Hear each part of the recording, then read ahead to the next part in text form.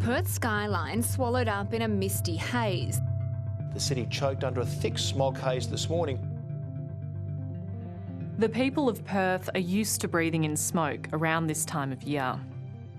The result of a Parks and Wildlife prescribed burn in the hills. This feels pretty intense to me. Are we safe here? Yes, we're perfectly safe here. As you can see, the flame height is relatively subdued.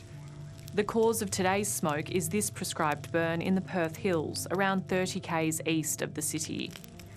The WA Government's Department of Biodiversity, Conservation and Attractions, or DBCA, is responsible for the practice. Fire is part of these environments. The only part we can have any control over is the amount of fuel available, which will affect the intensity of the fire. Obviously, lightning starts fires naturally. Because as humans we remove fire from the environment in summertime, this is essentially us just rebalancing it again, using mild fire at a different time of year. The WA Government has used broad-scale prescribed burning for more than 60 years. Since the mid-90s, a 200,000 hectare annual prescribed burn target has been in place across the state's southwest forests. It's a divisive approach. Critics label the target arbitrary and indiscriminate, while advocates say it's necessary for protecting lives, homes and habitats. The science tells us that if we don't burn, if we have about 45% of the landscape at or less than 6 years of age since the last fire, that gives us a measurable reduction in overall bushfire risk on average. So when you then boil that down to the amount of area that you have to manage, it comes out at around the 200,000 hectares.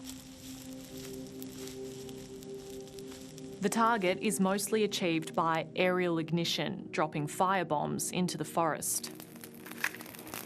Fire is a friend of ours. Fire is also a tool, it's a medicine, it's home, it's warmth.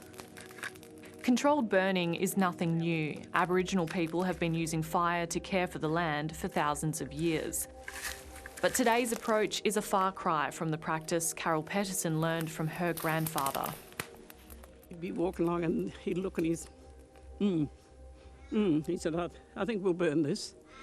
But he was also listening to the wind, watching the clouds, listening to the birds. She feels WA's current burning practice could be improved.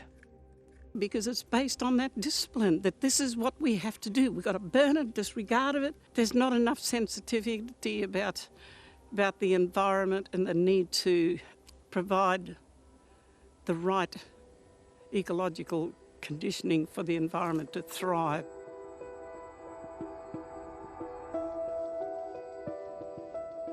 We're in a global biodiversity hotspot here, one of only 36 in the world, and these are the most biodiverse forests in the whole continent. Around 430 k's south of Perth, the Walpole Wilderness area is home to old-growth forests, rare wildlife and ancient flora. If we lose these tingle forests, that's them gone forever and from the whole world. Environmental campaigner Jess Beckerling believes the state's bushfire management regime is doing more harm than good. So this area we're in now was burnt with prescribed fire about 18 months ago. And you can see the intensive damage that the mature tingle trees have suffered as a result of that fire. So what's to say that these trees wouldn't be hollowed out and falling down anyway from natural fires? Well, before European colonisation, it's understood that tingle forests only experience significant fires every 80 to 100 plus years, and it's really the intensity and the frequency of the fires in these systems that's causing these problems. It's not just giant trees. In the heart of the Walpole Wilderness, scientists like Steve Hopper say highly biodiverse peat swamps are also suffering. Well, peat swamps, to me, are the biological jewels in the southern forests. They contain threatened animals and plants. Spica spina, which is the sunset frog, was only discovered in peat swamps down in the Walpole Wilderness 20 years ago and named as a new genus of frog. Climate change has made the swamps more vulnerable to fire. A prescribed burn here a few years ago burnt through this one. If you say you're going to burn and you're looking after biodiversity as well as life and property, you have to demonstrate that you're doing it. Look here and ask yourself the question, is this biodiversity being cared for in a very positive way?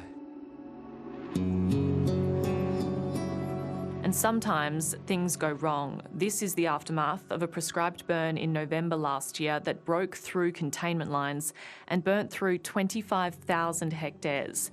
It cost $680,000 to bring under control and added fuel to the growing calls for the current guidelines to be independently reviewed. How often do things get out of hand though? Quite rarely. Obviously, whenever they do, it's very well publicised, but it's actually very rare that it happens. Because a lot of planning goes into something It like does, this, right? yes. So how do things go wrong then when so much planning goes into it? Look, I guess at the end of the day, to put it bluntly, you're playing with fire. In a statement, WA's Environment Minister Rhys Whitby told 7:30 that since 2018, less than 1% of bushfires have been caused by prescribed burns jumping containment lines, and that specific guidelines are used for burning around tingle trees to minimise the impacts. Dr Ben Miller is the program leader for fire science within the Responsible Government Department, DBCA. We really need to continue the research that we're doing. DBCA has had a long history of supporting fire science research, and that's where our guidelines and policies have come from, but it's always better, it's always good to do more and to understand more so we can improve.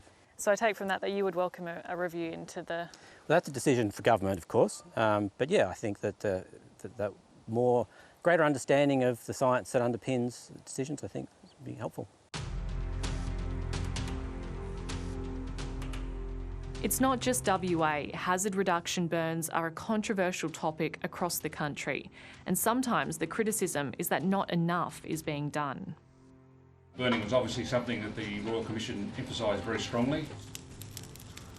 The Victorian Bushfire Royal Commission into the Black Saturday fires was critical of the Victorian government's lack of prescribed burning. One solution to prevent wildfires in the West? More fires. Further abroad, some parts of the United States have only started introducing backburns in recent years, after decades of fire elimination culminated in devastating wildfires. WA has had a really long-term, extensive, well-developed prescribed burning program for 70 years. And this place has been experiencing climate change since the 70s. We've been warming and drying for 50 years. There's no other place on the planet where we have the confluence of those two things, and what we can learn from this place is massive. Fire ecologist Joe Fontaine believes an independent review of WA's status quo would benefit not only the state, but the whole world. 8.4. In this place where we're standing, we can learn some stuff that has relevance to the rest of Southern Australia and really globally. So how is fire working? How's prescribed burning working? Can prescribed burning alleviate the effects of climate change, or does it exacerbate them? These are the things we can learn here and share with the rest of the world.